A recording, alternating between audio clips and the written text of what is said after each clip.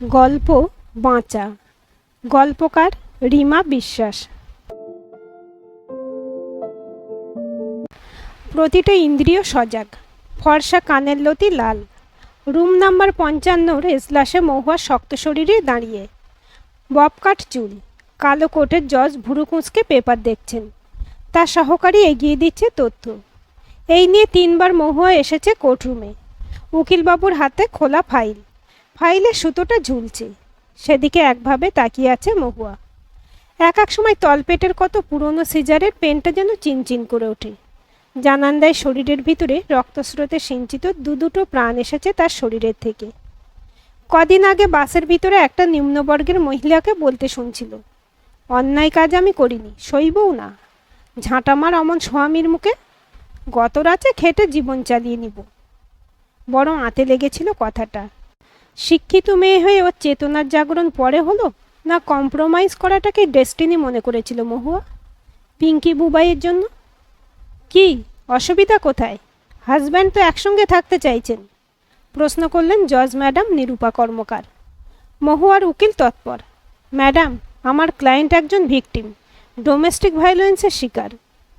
কিছুটা উঁচু ডায়াসে লম্বা কাঠের চেয়ারে বসা জজ, সামনে উঁচু ভারী ভারী ডেস্ক চেপে দাঁড় করানো।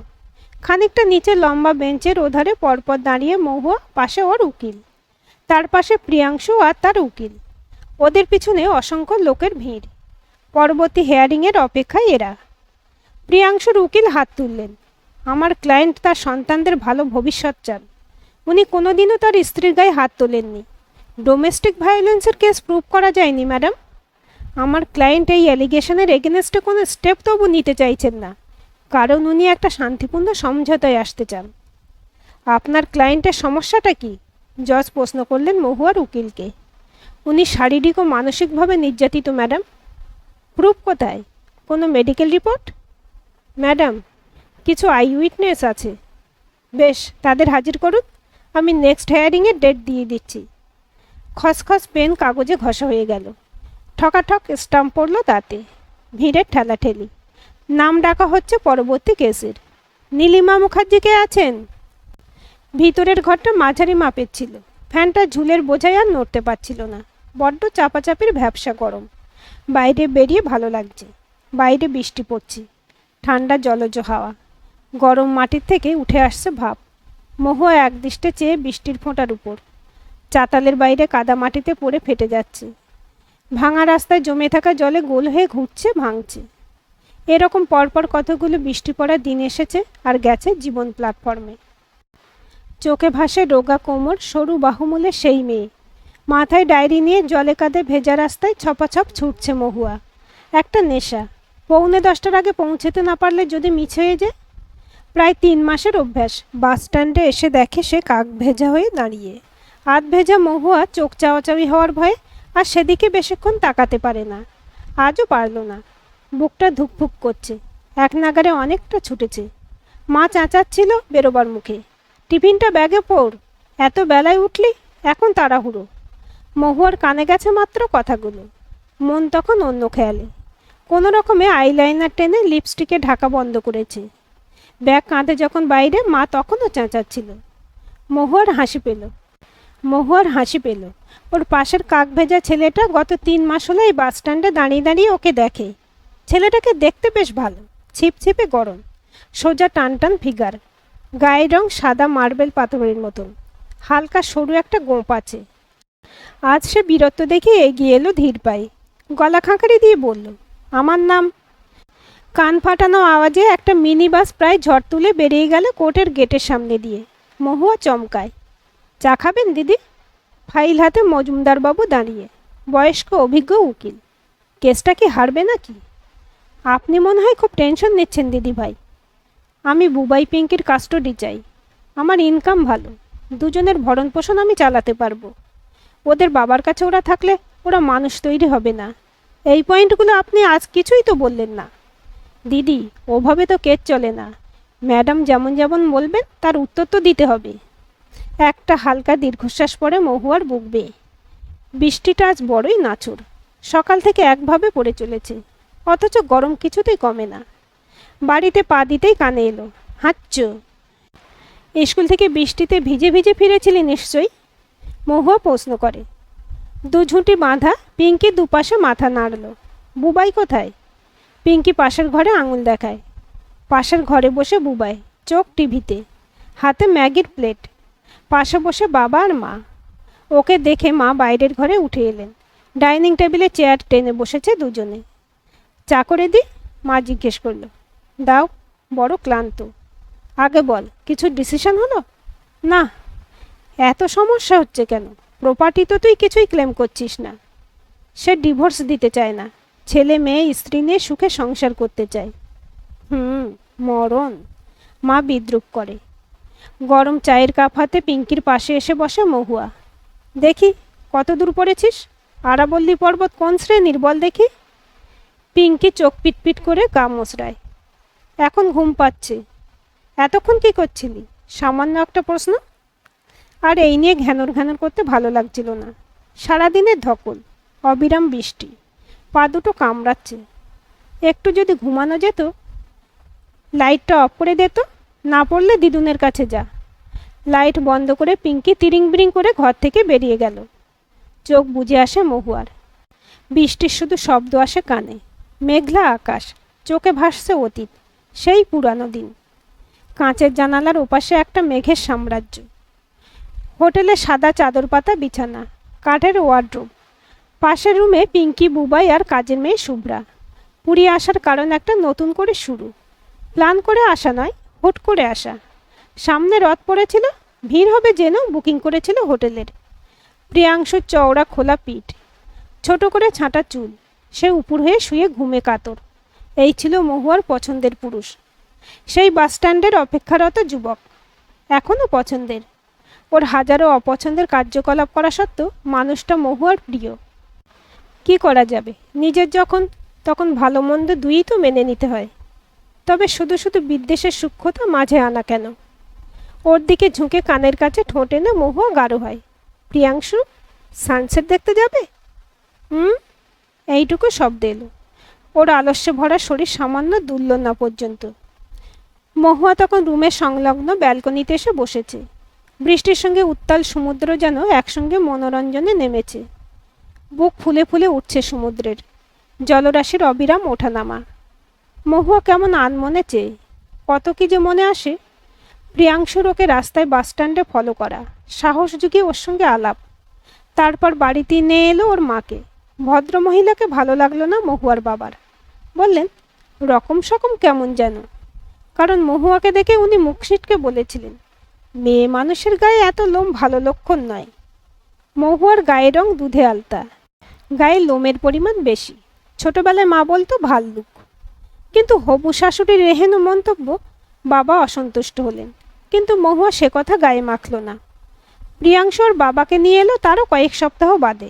ভদ্রলোক যতক্ষণ ছিলেন কেবল ছেলে স্যালারি, নিজের পেনশন, পিএফের টাকা, জমি জায়গার হিসেব আর মহুয়ার সম্পত্তির পরিমাণের আইডিয়া করে গেলেন।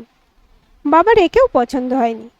বললেন, বিষয়ই মানুষ হয়, কিন্তু এ যে একেবারে ব্যবসাদার, আমার ঠিক পছন্দ নয়। মহুয়া হাসিতে উড়িয়ে দিয়েছিল কথাগুলো। দূর, ওদের কথা বাদ দাও। প্রিয়াংশু ছেলে ভালো, স্টেট গভর্নমেন্টের জব, ট্রেজারিতে সার্ভিস করছে। আমরা থাকবো কলকাতায়, আর ওর বাড়ির লোক থাকবে শান্তিপুর। ওদের নিয়ে মাথা ঘামিয়ে লাভ কি? বাবা দীর্ঘশ্বাস ফেলেছিলেন।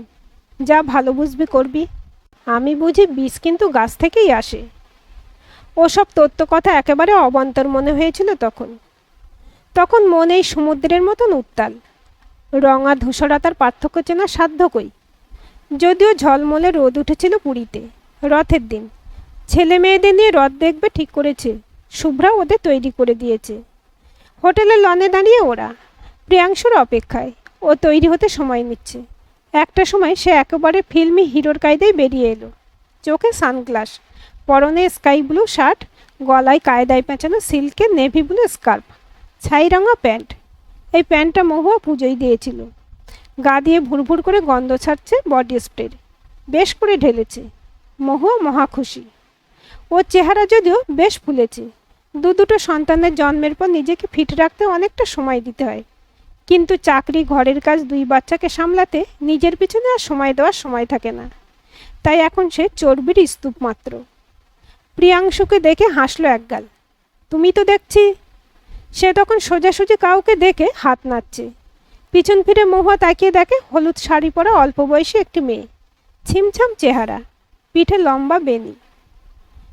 তাকে আর এদিকে আসতে দিল না প্রিয়াংশু, হাত দেখিয়ে অপেক্ষা করতে বলল। তারপর মহুয়াকে প্রায় উপেক্ষা করেই চলে যাচ্ছিল ওর পাশ দিয়ে, কিন্তু মহুয়াই জানতে চাইল, ওকে, আর তুমি কোথায় যাচ্ছ? ফিরে প্রিয়াংশু বলল, কোনারক যাচ্ছি। মধুমিতাকে কথা দিয়ে ফেলেছে কি না? কে মধুমিতা? School teacher. এখানেই আলাপ হলো, স্কুলের গ্রুপের সঙ্গে এসেছে। আমি বলেছি ওকে গাইড করে দেব। প্রিয়াংশু ব্যাপারটা অতি তুচ্ছ বুঝিয়ে চলে গেল। সেদিকে হাঁ হয়ে চেয়ে রইল মহুয়া। তখনও কানে ঝনঝন বাসন পড়ার শব্দ। রান্নাঘরের সব বাসন ফেলে সব তছনছ করছে প্রিয়াংশু। গ্যাসের স্ল্যাবে রাখা মাখা ময়দার গামলা এক টানে নিচে ফেলে দিল। পাত্রে রাখা ভাজা লুচি ফেলছে জানালা দিয়ে। লুচি খাবে? বাঞ্চোতরা লুচি গিলবে? বর গ্যাস্ট্রিক আলসারে ধুকে ধুকে মরবে, আর তাকে দেখিয়ে দেখিয়ে লুচি খাবে। বিশ্বাস করো, নিজের জন্য নয়, বুবাই পিঙ্কি এত বায়না করছিল বলে। তুমি বুড়ো ধাড়ি ওদের ওস্কাচ্ছ। শোনোনি ডক্টর আশুতোষ কি বলেছিল? একটা ভাজা নয়, মনে নেই? জানোয়ার মেয়ে ছেলে। শুভ্রা ভয়ে সিঁটিয়েছিল। ও তাণ্ডব বন্ধ হলে বলেছিল, তুমি এর সঙ্গে থাকছো কেন দিদি? সত্যি জানতো না মহুয়া কেন থাকছে, কারণ বিয়ে 6 সপ্তাহে বাবার বলা কথাগুলো প্রথম প্রমাণ পেয়ে গিয়েছিল। স্কুল ফেরত বাজার বোঝাই ফিরেছে মহুয়া। ভাবজার মিটিমিটি হাসছে। দরজা খুলে প্রিয়াংশুর হাত থেকে বাজারের ব্যাগ নেবে। হয়তো বলবে, এত জিনিস একা একা আনতে গেলে কেন? বলবে হয়তো, জল দিই। এগুলো স্বাভাবিক, আশা করাটা অপরাধ কিছু না। কিন্তু প্রিয়াংশুর প্রথম প্রশ্ন হলো, রিকশার আওয়াজ শুনলাম মনে হলো, তুমি কি রিকশায় ফিরলে নাকি? হ্যাঁ সূচক মাথা নাড়ে মহুয়া। প্রিয়াংশু যেন হতভম্ব হলো। কিছুক্ষণ চুপ থেকে বলল, ওসব হবে না, রিকশায় ফালতু পয়সা নষ্ট করতে দেব না, আর যেন রিকশা ভাড়া করো না। খুব অবাক হয়েছিল মহুয়া, কিন্তু এতটা অভিমান হয়েছিল যে এর প্রতিবাদ করতে পারেনি। প্রেম করে নিজে দেখে বিয়ে, এমনভাবে ঠকল? না না, এত সহজে ঠকা যে তার বিচার করে কি করে। কিন্তু হিসেবে হিসেবে প্রায় নাজেহাল হয়ে যাচ্ছিল জীবন। ভাদ্রের এক কড়া রোদের দুপুরে দরজা খুলে প্রায় হতবাক বাবা দাঁড়িয়ে চোখ মুখে কালি করে। কি হয়েছে? হতচকিত প্রশ্ন করে মহুয়া। বাবার বয়স বেড়েছে, রিটায়ার মানুষ, চেহারাও ভেঙেছে। এত দুপুরে এতটা পথ আসার কারণ নিশ্চয়ই কিছু সিরিয়াস। ঘরে ঢুকে একটা চেয়ারে বসে বাবা বললেন, মহুয়া, আমি রিটায়ার করেছি, পেনশন নেই ঠিকই, কিন্তু তা বলে তুই যে মায়ের হাতে যখন তখন টাকা গুঁজে দিয়ে আসিস, এটা ঠিক নয়। আমি তোকে এটাই রিকোয়েস্ট করতে এলাম, এভাবে টাকা দিস না। কি বলছো তুমি বাবা? মাকে বা তোমাকে টাকা দেওয়া আমার অধিকার, আমার দায়িত্ব। কেন দেব না? দেবে না কারণ আমি বারণ করছি। মুখে মুখে অহেতুক তর্ক করো না। বাবার আগে গজগজ করতে করতে চলে গেলেন। এক গ্লাস জল পর্যন্ত ছুঁলেন না। বড় অবাক হয়েছিল সে সময়। বাবার উপর রাগ হয়েছিল। উঠে এসেছিল বিষ বিদ্বেষ। মার হাতে টাকা আসুক, বাবা তা চায় না, তাই এই অর্ডার করে গেল। মেয়ের টাকা নিতে কষ্ট, কিন্তু ছেলে হলে ঠিক নিত। এদের চরিত্রই এমন। কিন্তু হতবাক হওয়া বাকি ছিল আরও। পাড়ার রুমকি বৌদির সঙ্গে দেখা হলো বাজারে। পার্শে মাছ ওজন করাচ্ছিল মহুয়া। পিছন থেকে রুমকি বৌদি ডাক দিল, মহুয়া, কিরে, ভালো আছিস? মহুয়া হাসে, সৌজন্য বিনিময়ে জিজ্ঞেস করে, তোমরা ভালো তো? আমরা সবাই ঠিক আছি, কিন্তু যাই বলো ভাই, তোর বর ব্যাপারটা কিন্তু খুব বাজে করলো। মহুয়ার স্নায়ু টান টান, বুক ধরপড় করছে। এত চেঁচামেচি করে লোক জড়ো করে কি না কাণ্ড। টাকা যদি তোর মা বাবা তোর থেকে নিয়েও থাকে, তাতে দোষের কি বল? তারা কি তোকে মানুষ করে আজ টাকা রোজগারের সমর্থ করে তোলেনি? মহুয়া একটা উত্তর দিতে পারেনি। শরীর থরথর করে কাঁপছে। এতদিন চুপ করেছিল, পাছে চিৎকার চেঁচামেচি করলে বাচ্চাদের মনে কুপ্রভাব পড়ে, ওরা অমানুষ তৈরি হয়। কিন্তু ওর বাড়ি গিয়ে মা বাপকে অপমান, আর কি চুপ থাকা যায়? চুপ থাকা উচিত। ঘরে ঢুকে ঝড়ের বেগে প্রায় ঝাঁপিয়ে পড়ে প্রিয়াংশুর উপর। শয়তান লোক, তুমি আমার বাড়ি গিয়ে আমার মা বাবাকে শাসাও? এত বড় সাহস তোমার? কি বলছো কি? গলার স্বর ভারী করে পাল্টা আক্রমণাত্মক হয় প্রিয়াংশু। মহুয়া তখন ওর পাঞ্জাবি খিমচে ধরেছে। আমি বাড়িতে টাকা দিই সেজন্য বাড়িতে গিয়ে অসভ্যতা করনি? ওর দুহাত নিজের পাঞ্জাবি থেকে টেনে ছাড়িয়ে নিল প্রিয়াংশু। দাঁত খিচিয়ে বলল, আমার মাইনের টাকা কি আমি আমার বাপ ঠাকুরদাকে দিতে যাচ্ছি যে তুমি বিয়ের পর তোমার হাঘরের বাপকে খাওয়াতে ছুটবে? কথাটা স্তব্ধ হয়ে যায় মহুয়া। এই লোকটা ওর বর? ওকে ভালোবেসে বিয়ে করেছিল? ওর স্বাস্থ্যের জন্য ঝাল টক মশলা ভাজাভুজি সব ছেড়ে দিয়েছে?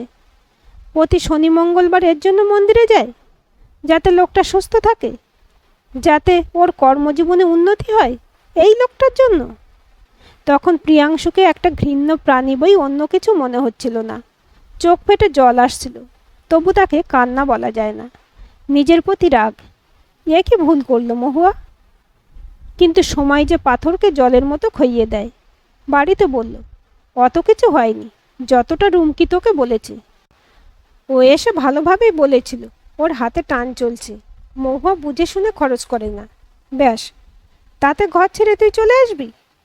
পিঙ্কি বুবাই কী দোষ করেছে? তোর যেমন বাবা মা দরকার, তাদের সম্মান নিয়ে তুই এত চিন্তিত, তাহলে ওরাই বা ওদের বাবা মা দুজনকে পাবে না কেন রে? গরম করায় যেন শীতল জল পড়ল। মাথা ঠান্ডা হলো মহুয়ার। এ ঠিক, রুমকি বৌদি মানুষ ভালো না, তার পেট ভর্তি ঠিক থেকে হিংসে। মহুয়া দেখতে ভালো, চাকরি করে, তাই আর্থিক দিক দিয়ে স্বাবলম্বী। বড় সরকারি চাকুরে, তার উপর দেখতে সিনেমার হিরো, তাই হিংসেতে সে বাড়িয়ে বাড়িয়ে বলতেই পারে। রুমকি বৌদি তো সেদিন এও বলেছিল যে মেয়েরা কিন্তু বেসিক্যালি স্বার্থপর হয়। নইলে বল না, তুই বিয়ের আগে নিজের টিফিনটুকু ব্যাগে গুছিয়ে ভরতিস না, এখন নিজের টিফিন বরের বাচ্চাদের সব গুছিয়ে করছিস, রাঁধছিস বাড়ছিস। অথচ খুব কচি বয়সে তো তোর বিয়ে হয়নি, তখন বাবার বাড়িতে কতটুকু কাজ করতিস, তাই না? হতে পারে রুমকে অতিরঞ্জিত করে ঘটনার বর্ণনা দিয়েছে। নিজের জীবন যতটা সুখের আর বাধাহীন হয় ততই সুবিধা বাঁচার। তাই সেদিন প্রিয়াংশুর বলা কথাগুলো নেহাত রাগের মাথায় বলা কথা ছাড়া আর অন্য কিছু ভাবতে পারল না মহুয়া। সব ভুলে করলো একসঙ্গে পুরীর প্ল্যান। সব এলোমেলো জট খুলে না হয় নতুন করে বুনুক একটা সুন্দর বুননের জীবন, যাতে একটা ঘরেও ভুলধাপ না থাকে। কিন্তু পুরী এসে কি স্বপ্ন পূরণ হলো, না বাস্তবের তেতো স্বাদ আবার করে চাখতে হলো মহুয়াকে? বিয়ে টিকিয়ে রাখা, সংসার বজায় রাখা কখনো কি একতরফার চেষ্টায় হয়? প্রিয়াংশু ফিরেছিল বড় আনন্দে। সেদিনটা কাটিয়ে রাতে ফিরল। রাতেই ছিল ফেরার ট্রেন। মহুয়া গুম হয়েছিল, যদিও সেদিকে তার মন নেই তখন। ট্রেনে যখন সবাই গুছিয়ে বসেছে তখন একেবারে দৈবাত দেখা হয়ে যায় কলেজের বন্ধু রঞ্জনের সঙ্গে। রঞ্জনের চেহারা পেটানো, স্টেজে থিয়েটার করে বলে ওর গড়ন পেটন সাধারণের চেয়ে আলাদা। প্রিয়াংশু আরও পাশাপাশি দাঁড়ালে প্রথম নজর রঞ্জনের দিকেই যায়। রঞ্জন প্রথম দেখে মহুয়াকে না চিনল, মহুয়া ঠিক চিনে নিল। তারপর পাশাপাশি বসে চলল দেদার আড্ডা। মহুয়া ইচ্ছে করে ঘেঁষে বসলো রঞ্জনের, আবেগঘন গলায় চালালো বার্তালাপ। একটা সময় রঞ্জনের সিট ছেড়ে উঠে এলো নিজের জায়গায়। প্রিয়াংশুর দিকে তাকালো না পর্যন্ত। পিঙ্কি খেয়েছে কি না দেখতে এসেছে। শুভ্রা তখনও ওকে খাওয়ায়নি, তাই রাগতভাবেই বলল, এখনও পিঙ্কিকে ভাতটা খাওয়াসনি? ঘুরতে এসে ডিউটি ভুললে হবে? ডিউটিটা ও একা করবে না, বাচ্চার মাও, কর্কশ গলায় বলল প্রিয়াংশু। ঝপ করে মাথায় আগুন ধরল মহুয়ার। বলল, তা বাচ্চার বাপ কি দায়িত্বের আওতার বাইরে? চুপ, একটু বাড়তি কথা নাই। মুখের সামনে আঙুল নাড়িয়ে প্রিয়াংশু খেঁকিয়ে উঠেছে। পিঙ্কি ভয়ে চেঁচিয়ে কেঁদে উঠলে প্রিয়াংশু ওর গালে সপাটে চড় বসালো। ও আরও জোরে চিৎকার করে কেঁদে উঠল। প্রিয়াংশু শটাশট চড় বসালো মেয়ের পিঠে গায়ে যেখানে পারল। মহুয়ারও গলা চড়ে গেছে। এ কি অসভ্যতামি হচ্ছে ট্রেনের ভিতর? কথাটায় ঘুরে উল্টো হাতে মহুয়ার গালে চড় বসালো প্রিয়াংশু। ট্রেন ভর্তি প্যাসেঞ্জার অবাক হয়ে চেয়ে। রঞ্জন পর্যন্ত উঠে এসেছে। মহুয়া কাঠের মতন শক্ত হয়ে বসে। রঞ্জন জিজ্ঞেস করলো, কি হয়েছে? মহুয়ার চোখ দিয়ে টপাটপ জল পড়ছে। একটা দুশ্চরিত্র বদমেয়ে ছেলে বলে প্রিয়াংশু বেরিয়ে গেল ওখান থেকে। মহুয়ার তখন আর কোনো ইন্দ্রিয় কাজ করছিল না, শুধু প্যাসেঞ্জারদের গুনগুন কানে আসছিল। কি অসভ্য রে বাবা, মেয়েরা আজও পরাধীন। কি অবস্থা! আহারে, এই জন্য চাকরি করে বিয়ে করা উচিত। হ্যাঁ, নিজের টাকার জোর থাকলে তখন বাবা বাবা করে পা ধরবে। কিন্তু হায়, এখানে যে টাকাই ছিল বিয়ের উদ্দেশ্য, তা যেন কোনোভাবেই হাতছাড়া না হয়। ওই দিন আর আজ প্রায় বছর পেরিয়ে গিয়েও চলছে আইনি লড়াই। ওদের নিজেদের কলকাতার বাড়ির টাকা মহুয়া দিয়েছিল সেভিংস থেকে, অথচ বাড়ি প্রিয়াংশুর নামে করেছিল। তার ডিমান্ড পর্যন্ত করেনি মহুয়া। ও শুধু এ সম্পর্ক থেকে বেরিয়ে আসতে চায়, কিন্তু অপরপক্ষ এত সহজে টাকার থলিকে হাতছাড়া হতে দেবে কেন? তাই কোর্টে রোজ এক কাঁদুনি। ও সুখে ছেলে মেয়ে স্ত্রী নিয়ে সংসার করতে চায়। কোর্টের নেক্সট হেয়ারিংয়ে হাজির মহুয়া। এই কেসের জন্য স্কুল কামাই, প্রধান শিক্ষিকার অসন্তোষ সব সইতে হচ্ছে। এর ভিতর শরীর ঠিক থাকে না, ভয় হয় দ্বিতীয় ভাই বা বোন কেউ নেই। ওর কিছু হলে বাচ্চাগুলোর কি হবে? জজ সাহেবের হাতে কেসের জিস্ট। আবার প্রশ্ন করলেন, ডোমেস্টিক ভায়োলেন্সের প্রুফ কি জোগাড় করতে পেরেছেন? নইলে কিন্তু ডিভোর্স হলেও বাচ্চার কাস্টডি তখন একটা ডাউটে চলে আসবে। উকিল তথ্য দিলেন, ম্যাডাম, পুরী শতাব্দী এক্সপ্রেসে সিসিটিভি ফুটেজে স্পষ্ট চর মারার ঘটনা ক্যাপচার করা আছে। সেদিনে যাত্রীদের সঙ্গে যোগাযোগ করা হয়েছে। তার মধ্যে একজন আমার ক্লায়েন্টের বন্ধু এবং একজন খ্যাতনামা শিল্পী। তিনিও আজ উপস্থিত। ম্যাডাম, লোকাল এরিয়ার কয়েকজন বাসিন্দা বয়ান দিতে রাজি যে উনি পয়সার জন্য আমার ক্লায়েন্টের বাড়ি গিয়ে কিভাবে হামলা করতেন। টকাটক টাইপ চলে। সব তথ্য খতিয়ে দেখেন জজ। Indian penal code section 498A এবং এক্সটর্শনের জন্য 348 ধারায় প্রিয়াংশু মিত্রর এগেনস্টে কেস লঞ্চ করা হলো। আপনার কেস এই আদালতেই উঠবে। পরবর্তী শুনানির তারিখ। কোর্টরুমের বাইরে এসে তখনও হাত পা কাঁপছে মহুয়ার। ডিভোর্স হয়ে গেছে, এটাই বিশ্বাস হচ্ছে না। রায়ের পর জজ ম্যাডাম বললেন, আপনারা মেয়েরা বড্ড ইমোশনালি কাজ করেন। নিজের টাকায় বাড়ি করেছেন, এদিকে সম্পত্তির মালিকানা দিচ্ছেন হাজব্যান্ডের হাতে। কেন? আজ আপনার ব্যাঙ্ক অ্যাকাউন্টের ইনফরমেশন থেকে লোন পেমেন্টের ডিটেল জানা গেলেও ও বাড়ি আপনি কী করে পাবেন? এ নিয়ে অনেক লড়াই শুনানি, তারপর কেসের উপর রায় বেরোবে। কেন করেন এমন ভুল? আপাতত রেসিডেন্সিয়াল অর্ডার ইস্যু করান, তাহলে ছেলে মেয়ে নিয়ে ও বাড়িতে থাকতে পারবেন। আর প্রিয়াংশু মিত্র ডোমেস্টিক ভায়োলেন্সের জন্য অন্যত্র থাকবে। নাও দ্য কেস ইজ অ্যাডজন্ড। চোখে জল এসে গিয়েছিল মহুয়ার। কষ্টে বলেছে, একটা ভুল ঠিক করতে গিয়ে যে দিদি, ভুলের পর ভুল করতে থাকি আমরা মেয়েরা। জজ আর উত্তর দেননি। কিন্তু আজ এজলাসের বাইরে রোদ মাখা চারিদিক, শুকনো কাদায় ঢাকা ময়দানের ধার। গেটের ওপাশে ছুটে যাওয়া মিনি বাস দেখে মহুয়ার মনে হচ্ছিল সব নতুন করে শুরু হোক। পিঙ্কি, বুবাই, মা, বাবা এতজন তো আছে ওর পাশে। অসুস্থ অঙ্গ শরীর থেকে বাদ দেওয়ার পর যে স্বতঃস্ফূর্ততা পায়, শরীর তেমনই স্বতঃস্ফূর্ত আজ ওর মন, মস্তিষ্ক, দেহ। মহুয়া এখন প্রাণ খুলে সঠিকভাবে বাঁচতে চায়। আজকের এই গল্পটি আপনাদের কেমন লাগলো কমেন্ট করে জানাবেন।